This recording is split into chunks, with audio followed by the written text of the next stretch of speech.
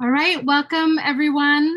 My name is Heather Day. I'm the Director of Community Alliance for Global Justice, and we are here with Raj Patel for our Q&A after folks have just enjoyed your new documentary, The Ants and the Grasshopper. Just to introduce Raj for folks who are just learning about your work, you're a research professor in the Lyndon B. Johnson School of Public Affairs at the University of Texas at Austin, and the Senior Research Associate at the Unit for the Humanities at Rhodes University, South Africa. You're one of the hosts of the Secret Ingredient podcast, which I highly recommend to everyone. It is excellent. You're the author of several books, including Stuffed and Starved, which is the #1 book I recommend to folks just getting involved in food activism with CAGJ to get an overview of why our food system is broken the way it is. I want to thank you again for writing the foreword to our second book, Our Food, Our Right Recipes for Food Justice. Not widely known, but one of the many great things you've done. And is on our minds because we've just launched our third publication, which I'll talk about later. And you have been so freaking busy lately. Whoa, you just had to come out with a documentary and a new book all at the same time. So Raj's new book is called Inflamed, highlighted right behind him. It illuminates the hidden relationships between our biological systems and the profound injustices of our political and economic systems. It's co-authored with physician Rupa Maria. The full title is Inflamed: Deep Medicine and the Anatomy of Injustice. And I've been doing great media on that. Heard some great things, great interviews with you, including with our own Mary Purdy. Got to interview you. Thanks for posting that in the links in the chat. And then we were just talking as Raj came on about the United Nations Food Systems Summit, which was kind of a big focus of the food sovereignty, food movements work over the last year and a half, building up to the summit, which took place this past Thursday. And CAGJ did an event with National Family Farm Coalition on Thursday. We released a new film I'll talk about in a minute, but it was really the focus of a lot of work, a lot of energy. And I was very impressed and pleased to see your piece in Scientific American entitled Agroecology is the Solution to World Hunger, nicely timed for that event. So we're very, very honored that you're here. And it was Lisa's brilliant suggestion that we do the screening as the lead up to our 15th annual SLEAG Gala and our 20th anniversary party, which will be October 9th, where Raj will be giving the keynote. The keynote is entitled, This is What Democracy Looks Like. No, Is This What Democracy Looks Like? A Tale of Two Seattles, and that'll be on October 9th. So with all of that, that's a lot. Congratulations on your new film, on the new documentary, and all the coverage and awards you've already received for it. I'm just going to start off the questions with asking what inspired you to make the film and how the original purpose of it changed as the story evolved over time. Well, thank you, Heather, and thank y'all for being here and in anticipation of your generously joining the SLEAG Gala later on this year. Look, I was a talking head in a bunch of other people's films in the first, the first years of the 2000s, whether I was there or not, they all had a kind of similar arc where you had working class people and people of color suffering for a bit, and then you had a talking head, whether it was me or like Vandana Shiva or God forbid, Jeffrey Sachs saying, well, things could be better if only we did this thing. And, it's a big structural blah, blah, blah. And then there'd be more suffering. And then there'd be some jangly guitar music. And then it would be, and we see the beautiful sort of farm porn. And all of a sudden it would be like, oh, if only we supported our organic farmers by buying organic yogurt at Walmart, everything's going to be great. And that's so fucking frustrating for so many reasons. I mean, for a start, obviously, it relegates the sort of screen time for people of color and the working class to just suffering and never thinking. It hides the long movements that have long fought back against capitalism. It says the word capitalism, and it's not just about, well, as long as you go shopping, everything's gonna be fine. The solutions have to be big, and food films that I was seeing weren't ready to take on big answers. And so I hatched a plan in 2010 to work with movements around the world to tell these big stories. And we had such high hopes, so many ambitions, dreams we had to tell lots of stories about big systemic change and how to do it. And we've got lots of stories sort of in the can, but this was the one which we could finish with the money that we were able to raise. And so, it started out as a film that said, look, to end hunger, you need to embrace agroecology, and in particular, you need to take on patriarchy. And the shift came in 2016, 2017, we'd started filming, and I can talk a little bit more about that process if you're interested. But it became clear that in the sort of rough assembly of the film, I was like, and now here we are in Africa, and have you been to Africa? It's an amazing place, lovely people. And that kind of narration, I mean, obviously I was taking the piss, but it was clear that my voice wasn't the one that was needed here. And increasingly, Anita was telling us that she was learning about climate change and was appalled by it and wanted to, when she first learned about climate change, her initial reaction was, what, do you need me to come to America to talk to these people? When we found that out, you heard me sort of stutter away in the film saying, well, if we could make it happen, would you be interested? And so we resolved to make it happen. We put 50 grand on credit cards to bring everyone over. And so we arranged that trip as best we could with 3 weeks and a limited budget, and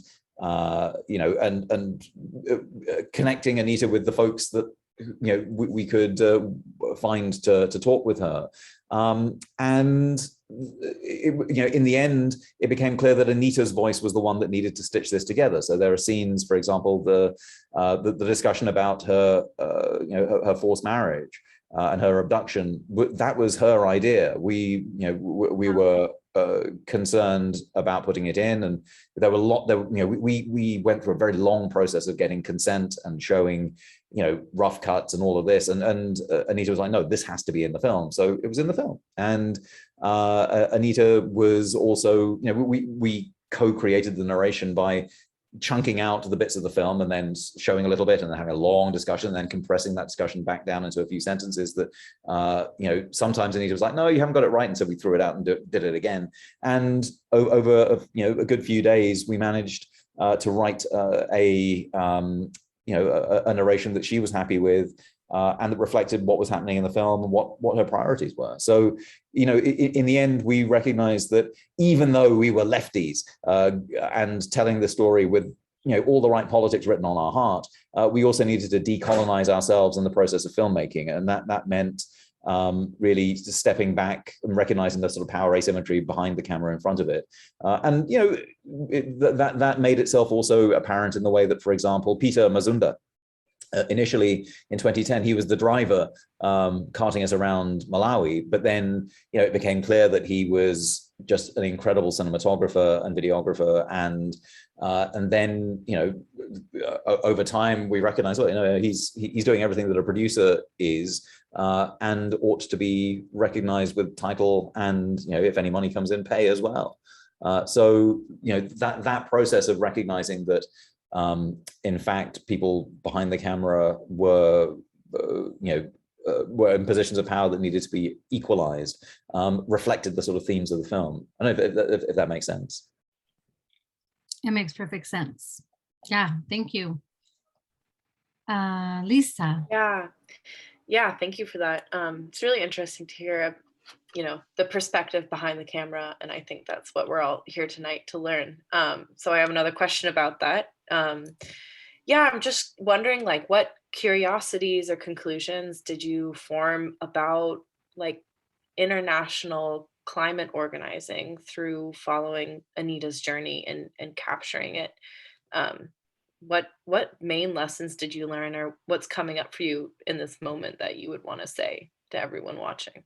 Well, I mean, I think that there were really interesting moments of solidarity, and particularly when Anita and Esther were working with basically farmers of color in the United States, who understood, I think, whose perspectives on climate change, class, and race were of a piece. In that moment, I think that there was, there was just an understanding that was one in which those bonds of solidarity could flourish. And I mean, it's not, of course, that Anita and Esther don't think fondly of, Jim and Rebecca Goodman, for example, my dear friends and comrades in the National Family Farm Coalition.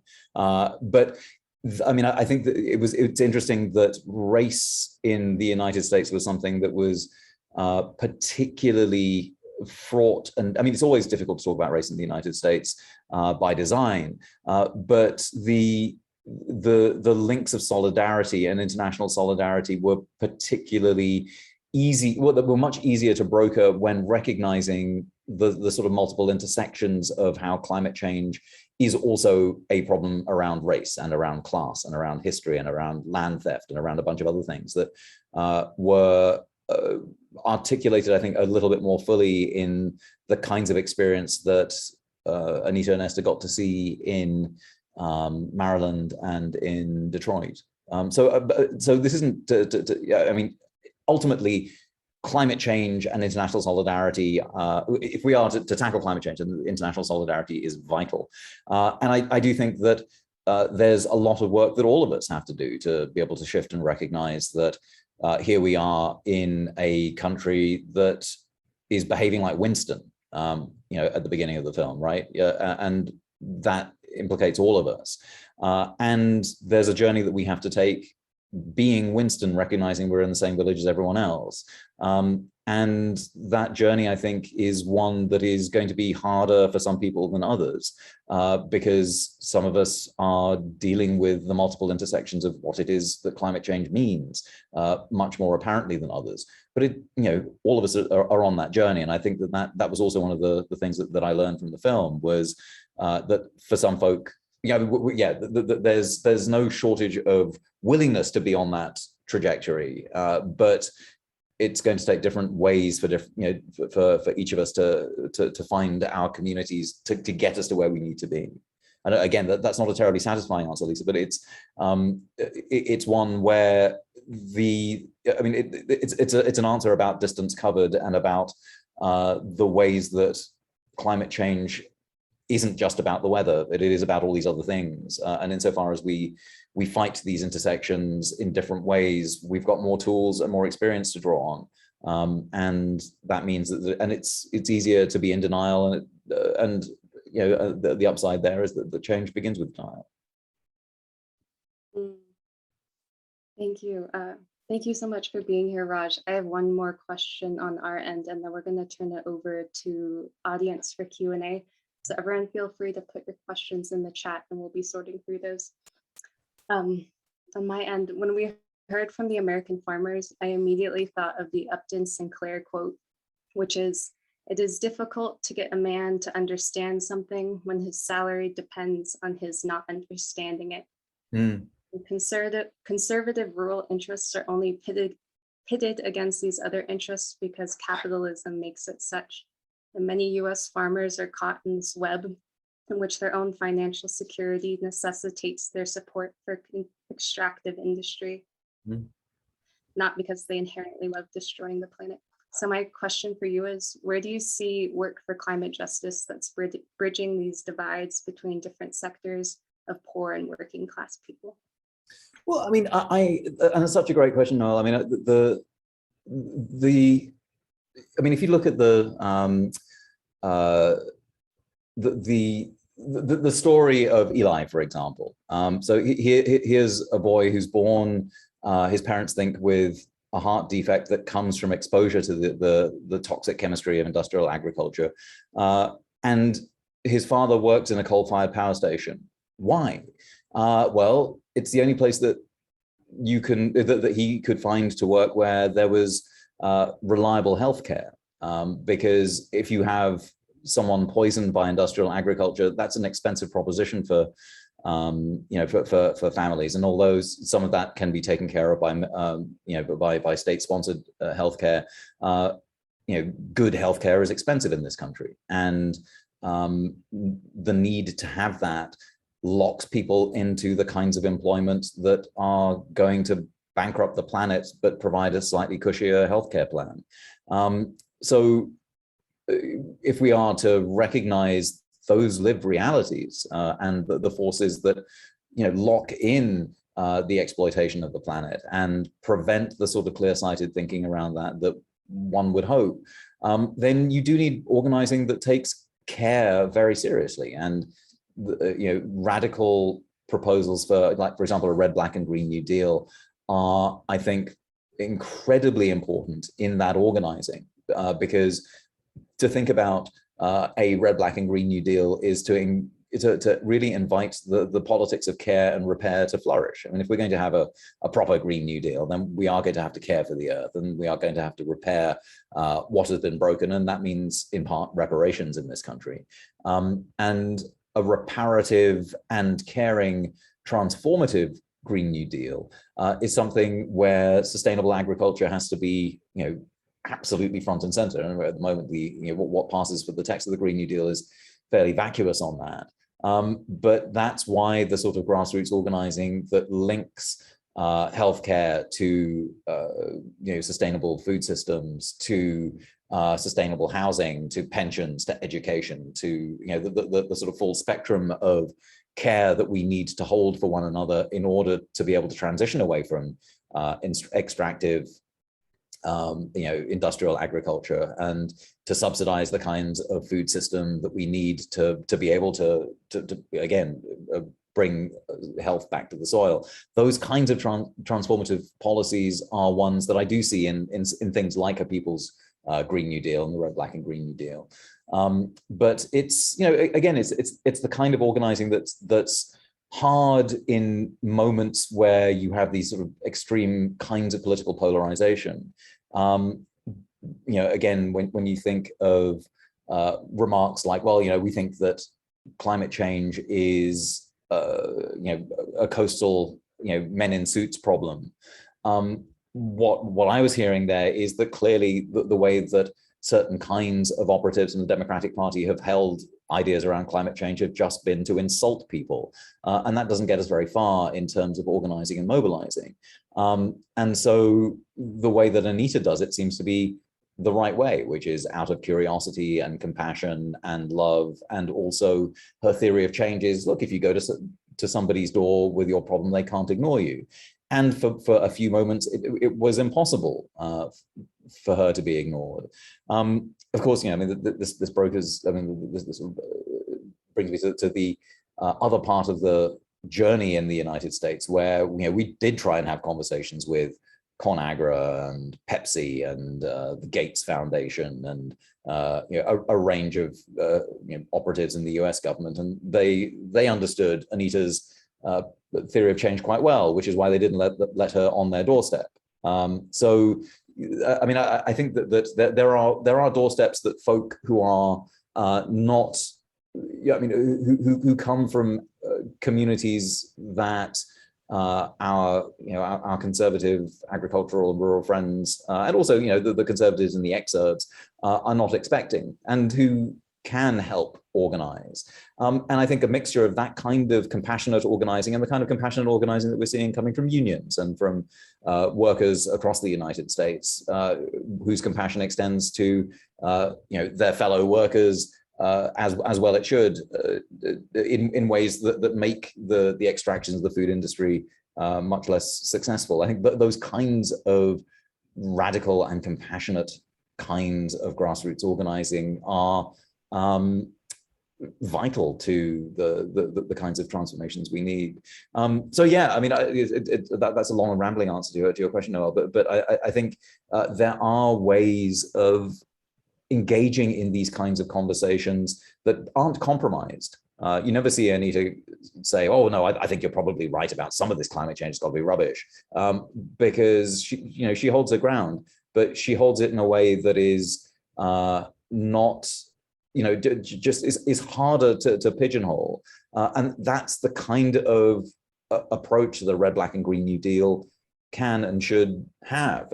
Again, uncompromising, forever uncompromising, but clear on the principles. But the organizing technique is precisely going to people's doorsteps and listening and hearing and working with folk to show and reflect back the kinds of ways that a Red, Black, and Green New Deal can meet the priorities and needs of everyone in this country, and unless you're an arch capitalist, and in which case I'm afraid you're an enemy here. Thanks, Noel, for that, and Raj for that reply. Paul asked in the chat, or he says, Stephen Hahn on the prospects he foresaw for serious political change. The change is not linear by any means. I think the arc of the universe is a very long one, and the struggle is over which way to pull it. There's no natural bent. For the most part, it has bent towards injustice, but we need to think it can bend towards justice. Are you of this mind, Raj, after spending time with these incredible people in their homelands and as you filmed this? Do I think that the arc of the universe will bend towards justice? Yes, but not by itself. I mean, there's nothing. There's no inevitability in history. There's no politics without guarantees, as I mean, as Stuart Hall, the legendary mind behind Black British cultural studies, said. I mean, there's no magic formula here that will bend the arc towards justice. I mean, there was a time where it would be impossible to imagine that we were still fighting Nazis, and of course we still are, and they're back, and they're worse, and they're everywhere. They're not just in the United States, but they're in India, and they're in Brazil. They're sort of rife throughout Europe. There are a bunch of fucked up people who are in this moment of crisis finding an opportunity for resurgence. So no, I don't think there's anything automatic about merely us living and things getting better. There's every reason to think that without organizing and a great deal of concerted organizing and sacrifice from us in the global north, that things are going to get horribly, are going to get much worse than they're already going to get. And it's important just to recognize, look, the planet is breaking right now. And our choice is to break it a lot or to break it a little bit. And those are the options. There's no, maybe we'll get by, we'll live like it's 2019 again. That's not going to happen. And that may not feel okay. It may feel like a reason for grief, and we should grieve for the planet that we've lost and we've broken. But that's that. And now we must grieve and we must repair. And there's no guarantee that we'll do it in time.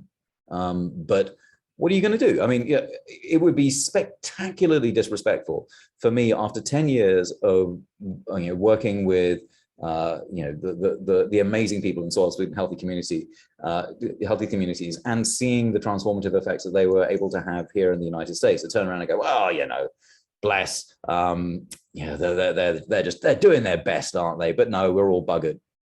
When in fact, that's not only a betrayal of everything that they have taught, but also it absolutely runs against the evidence that it is possible to do things like end patriarchy. The biggest problems of our time can be addressed, and all we have to do is try.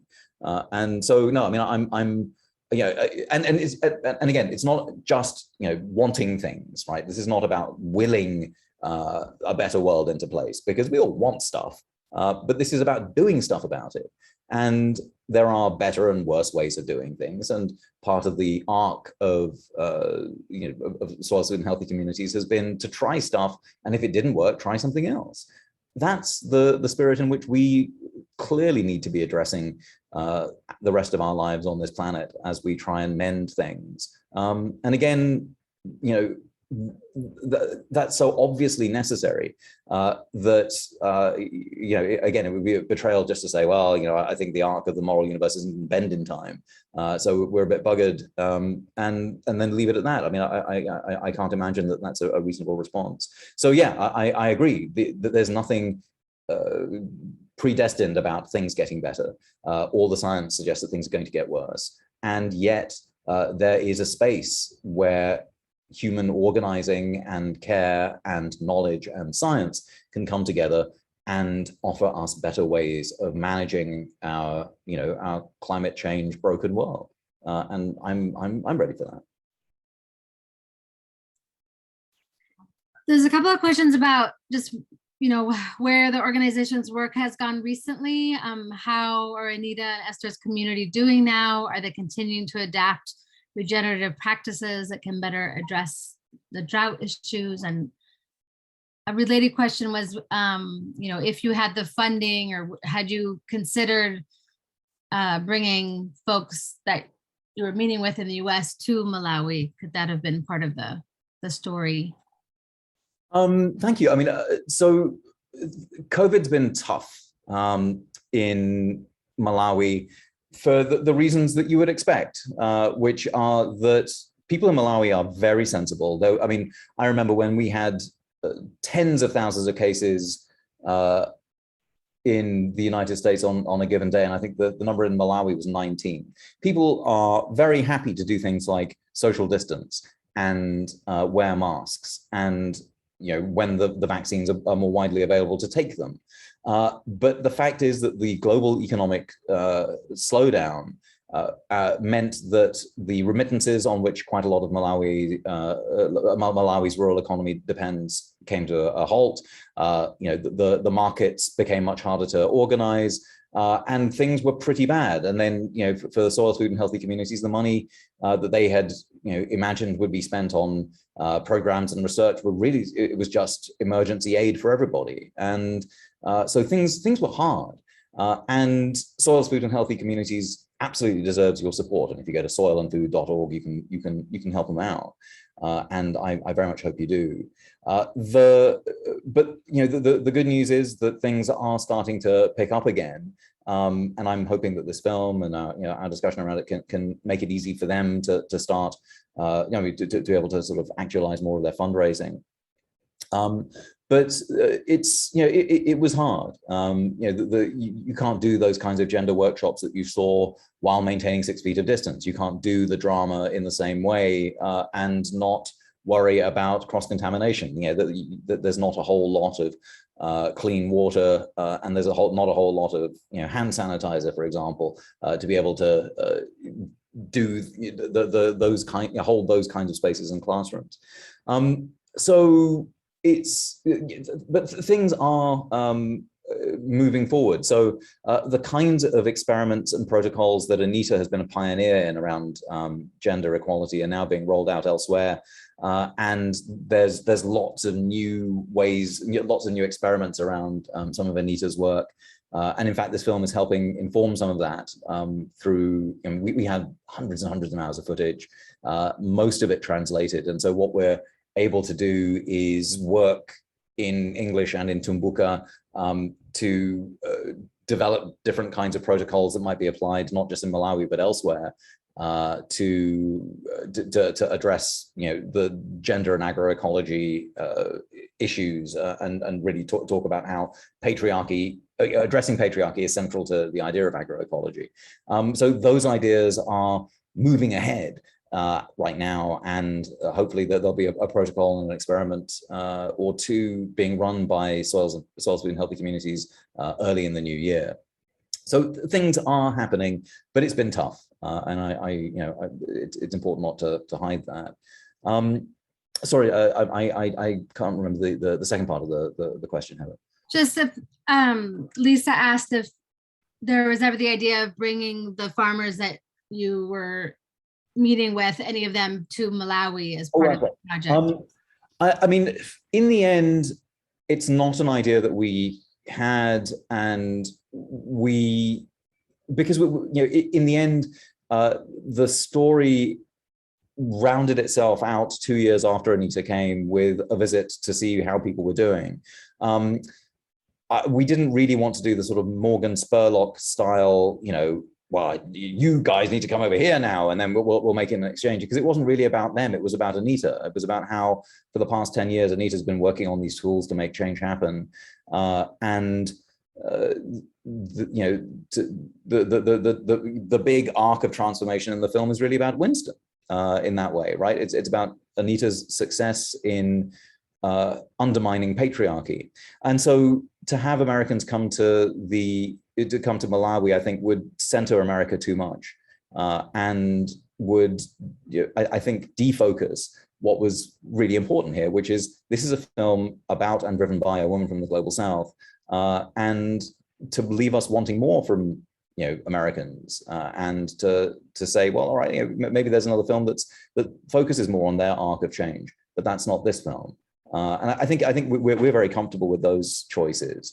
I think if we had more money, we wouldn't fly Americans over to Malawi. I think we'd tell more stories from the global South, because I think there's much more to learn from the kinds of voices that, like Anita's, that we haven't seen on screen, rather than the kind of reality TV style encounter where it's like, oh, well, you were out of place here, and now we're out of place there. And I don't think that kind of filmmaking works as a kind, because we've seen it before, but we've not seen and heard from so many voices of leaders from movements in the global South who are, for example, part of La Via Campesina, and the kind of long, patient filmmaking that they deserve isn't the same as the kind of gimmicky transnational, farmers come to Malawi and see how tough the poor have it, because I'm not sure that that's in and of itself an education.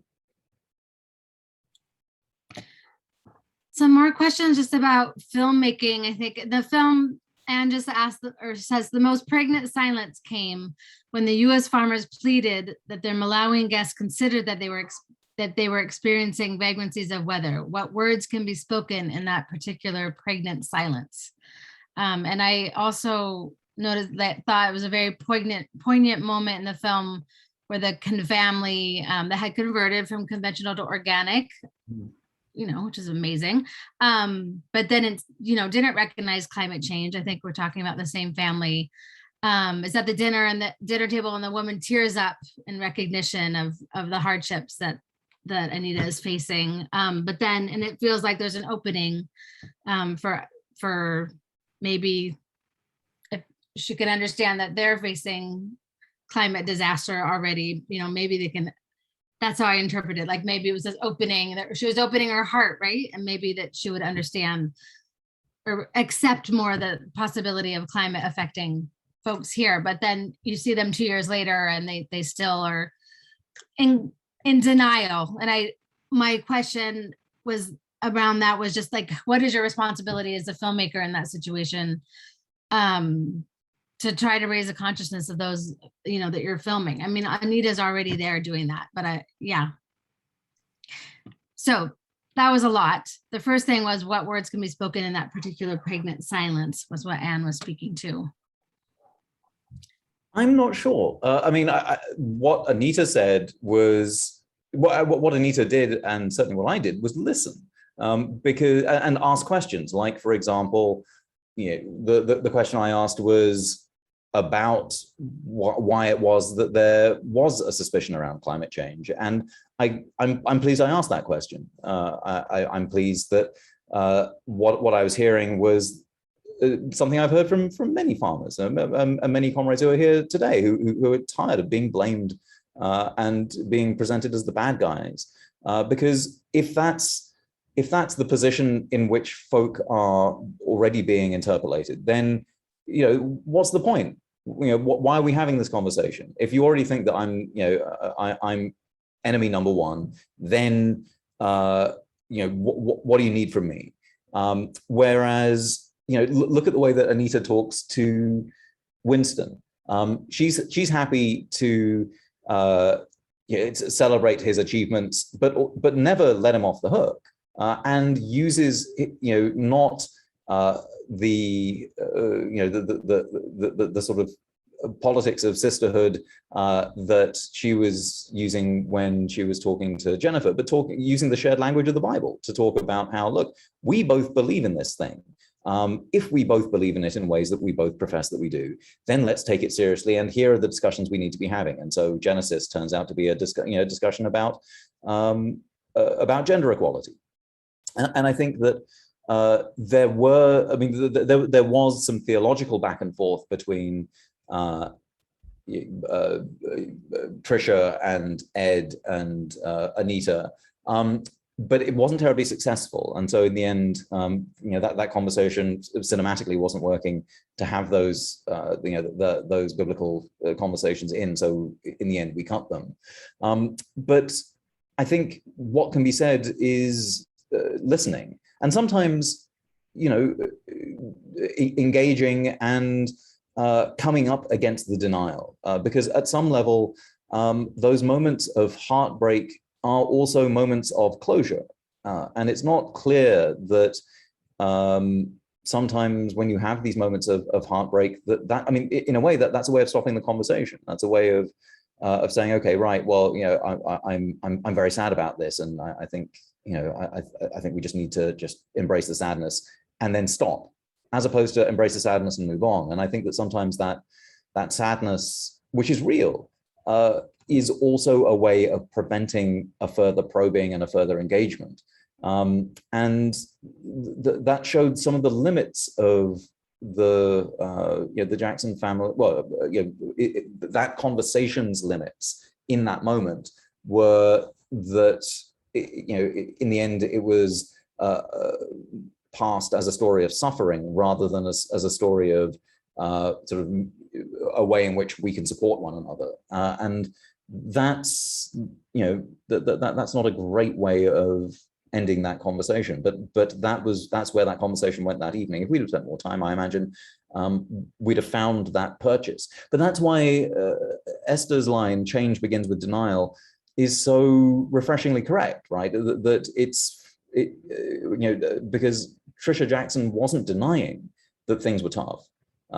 And because she wasn't denying things, there was no purchase, there was no friction, there was no possibility of things turning around, because like, yeah, you do have it tough. I am so sad about that. And that's it. From there, what do you do? So I do think that there's a way of engaging that is much more about curiosity that Anita had, and trying to use a shared language. And I think, over time, that certainly Winston demonstrates that it's possible to do something effective with that. Benjamin was speaking to what you're just talking about. It was mentioned in the film and in this discussion that change begins with denial, just as Kubler's 5 stages of grief. Given the most recent research from the UN and IPCC, what does acceptance look like for you? Did Anita or Edith talk about this? And then just a follow-up question. I hear more and more people talking about acceptance of climate change. What is your take? Is acceptance really just a form of resignation? No, I mean, and I do think these stages of grief are important to go through, and to recognize the anxiety and the depression that we all feel as our world breaks around us. But I think acceptance is not enough. I do think that there's probably a stage after acceptance that's about doing something, because unlike the loss of a loved one, this is something that we can do something about, and not in the sense that we can bring back the species, but that we can stop more death. And that acceptance is, it's good to recognize, no, this shit's happening and it's real, and we did break this planet, but we also need to be able to move beyond that. And that's sort of where Anita was when we found her, right? When we first were working with her in 2010, she was already very cognizant of the way that patriarchy worked, and had already, brought Christopher around, and was using the lessons that she learned from that in other contexts. So, I think the idea that one must merely mourn one's dreams and one's aspirations, I think, is insufficient. But I do think one needs to recognize, to go through a grieving process. But again, we don't have too long to do that.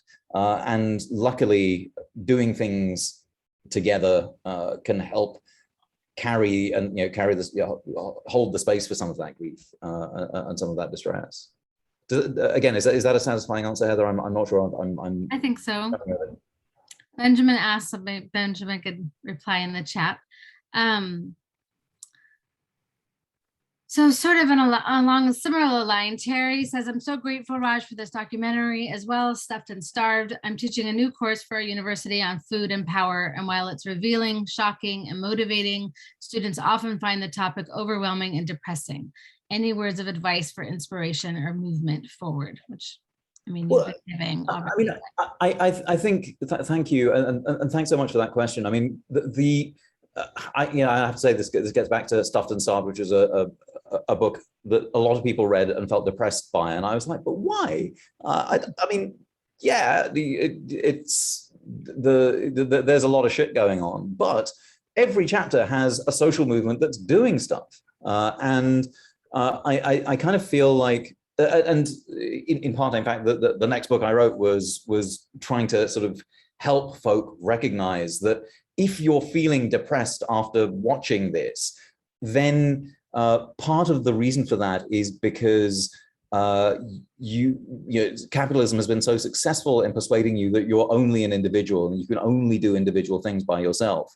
That if that were true, then that would be ample reason to be depressed. But it's not true. It's not true that you're just an individual and that all you have to do is shop smarter and everything will be better. Because A, that's obviously bollocks. But more importantly, capitalism's great lie is the suggestion that we are these atomic individuals who sort of float around freely with our wants and desires being maximized through our various utility calculations, and then we behave accordingly. That's not how it works, and that's not how society works. And working with Jason W. Moore on A History of the World in 7 Cheap Things, what we did was show how the empire of economics generates these externalities, and even the language for thinking about externalities is something that is bizarre within the language of economics. But the idea that the world could be so horribly oppressive, and there's the only thing to do is individual consumer behavior, is a sign of how capitalism has so deeply got into the minds of young people. And so the answer is always to organize. To work together to effect change, and not, presumably one can start small, and I mean we all did at some level, right? We organize for change in our schools, or organize for change in our in the communities in which we find ourselves, and to do that as a class project would be awesome. I would love to do that in my university, but for various reasons, my university and its spineless president is just a rubbish place to be organizing. I mean, and of course in Texas at the moment, I'm inviting myself to be sued by saying that I intend to aid and abet the reproductive health of anyone who wants to avoid forced birth. So just by saying that, you can sue me now, and you're welcome. But in these circumstances, it's a little hard. I'm hoping that in Washington State and in other parts of the world where the maniacs aren't quite so much in charge, that it's possible to imagine class projects where engaging in social change, not just in the classroom, but with movements outside the classroom, would be a way of teaching students that it is possible. Because it's one thing to read a book or hear a lecture about how all social change has happened through movement organizing, but it's another thing to feel it. And I think part of the reason students are so depressed these days is because they've been atomized by various algorithms, by their phones, by their modes of socializing, to the extent that they can't imagine what it's like to win something as a result of movement organizing. And until you feel that, it all feels very abstract and depressing. But the minute you win, just once, even just once, that's enough to make you remember that that's how all change that you really care about was ever won.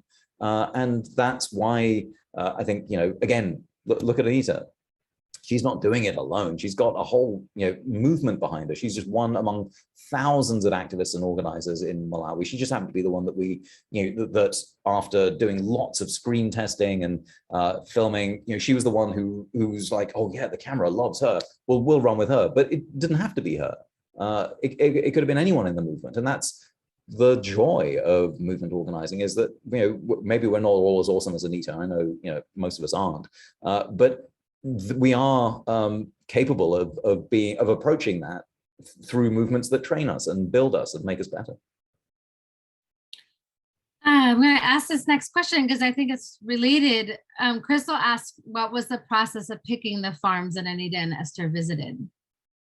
So a part of it was working with friends and comrades. So again, Jim and Rebecca Goodman, now Jim's the president of the National Family Farm Coalition. So, it was like, oh, gotta go see him. But it was very interesting that, in fact, his conversations with his farmhands hadn't gone to thinking about the politics. And that there's a sort of Midwestern nice there that I don't know if Jim, you're here, but that was that Jim talked about, like, oh, I'm that kind of connection and those kinds of conversations are ones that it took Anita to provoke and incite. Sometimes we worked with folk like the Sustainable Iowa Land Trust, silt.org. Check them out, they're amazing. And they put us in touch with folk who are on land trust land. So in fact, the farm that was, that portions of which were silt land and portions of which were private, with Ed and Tricia. We met them through silt, and we met the conventional farmer through silt as well. And so some of this was just sort of mates and friends and comrades in some of the social movements I've been lucky enough to spend time with. And so and obviously in California on the coasts, these were friends and comrades as well. And then, but again, the frustrating part was that the folk who were in the private sector wanted to have nothing to do with us. We blew a fair amount of money trying to persuade the head of Pepsi, for example, to talk to us. And we went to White Plains, to the headquarters there, and we made clear what it is we wanted to do, and we wrote to all kinds of elected representatives. Again, I mean, bear in mind my elected representatives are members of the Freedom Caucus here, Chip Roy, and obviously Ted Cruz and John Cornyn are not the kinds of representatives who return calls about would you be interested in meeting a woman from Malawi to talk about climate change. So we struggle to meet folk who weren't in some way connected to the food justice world. And we also met y'all and had some fantastic conversations in Seattle with the Muckleshoot Nation. They are part of what we're hoping to be able to package as a sort of extra educational sort of short bits for college classes and for schools. But in the end, in terms of the narrative of the film, it didn't quite work out.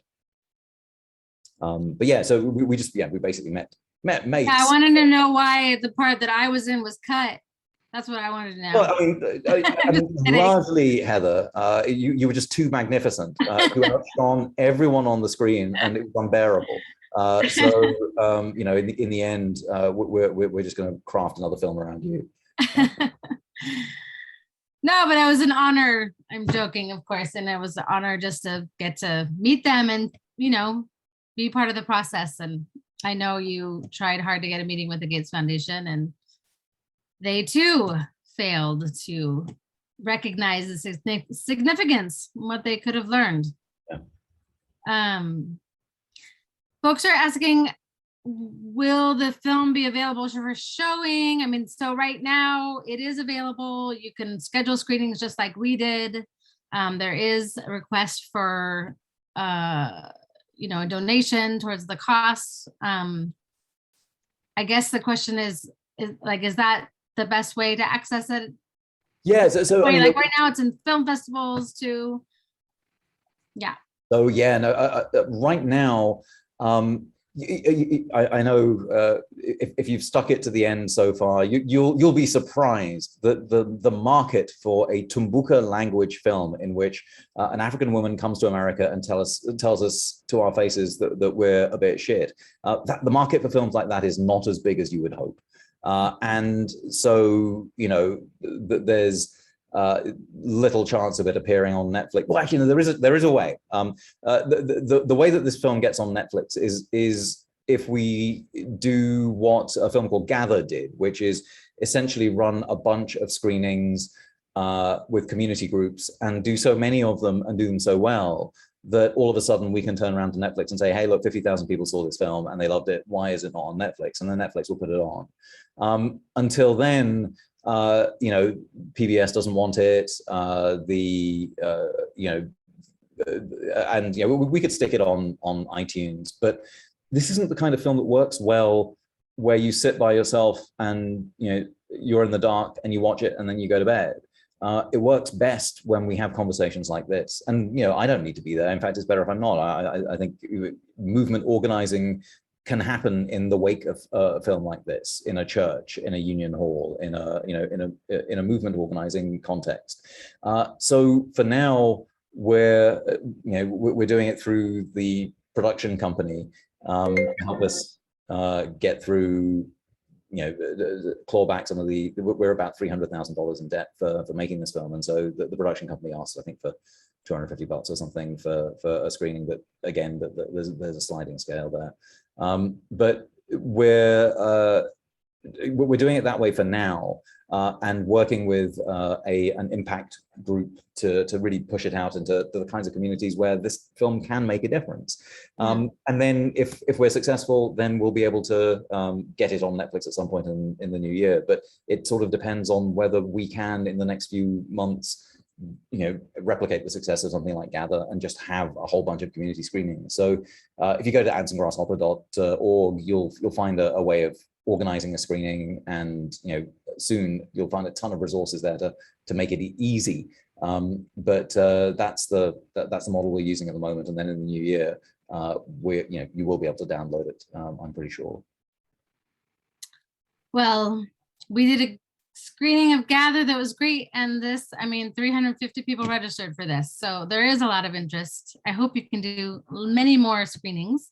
And so we just have 5 minutes left, or a few minutes left, so we're just going to wrap up. But CAGJ is launching into our own film project. Very excited that ever since we formed our campaign focused on the Gates Foundation's role in agriculture in Africa, I've always thought that story needs to be told through film, and we're finally doing it. And we finally made our first film. I can't believe it. So we just released The Foundation, which is the first of a 5-film series entitled Rich Appetites, How Big Philanthropy is Shaping the Future of Food in Africa. We're doing that with Greenhouse Cartoons, outfit in South Africa. And it's co-produced by the Alliance for Food Sovereignty in Africa. So we just released that. We'll drop the link in the chat. Really excited. The first film is 6 minutes. They're all aimed to be between 2 and 6 minutes. So please check that out, share it widely. Another exciting thing that we just did over the last couple of years actually was produce our 3rd publication. So our first 2 are called Our Food, Our Right, Recipes for Food Justice. This one is called Our Food, Our Right, Recipes for a New Normal. It came out of the reactions of artists and participants and writers in our summer school to surviving 2020 and what that year of struggle taught us. That is available for free as a digital zine. It's being printed, and it's going to be gorgeous printed book that will be available just within the next few weeks. So encourage you to check out that. And In general, just please join Community Alliance for Global Justice. Our mission is to help strengthen the global food sovereignty movement, and we do that both by supporting frontline organizing in Washington State, but also through transnational organizing, mostly with the Alliance for Food Sovereignty in Africa. So you can become a member, and you can come to SLE. That's another great way to support us, is to come to our what's supposed to be a dinner, and it usually is for 300 people, and it's beautiful locally sourced food and fish.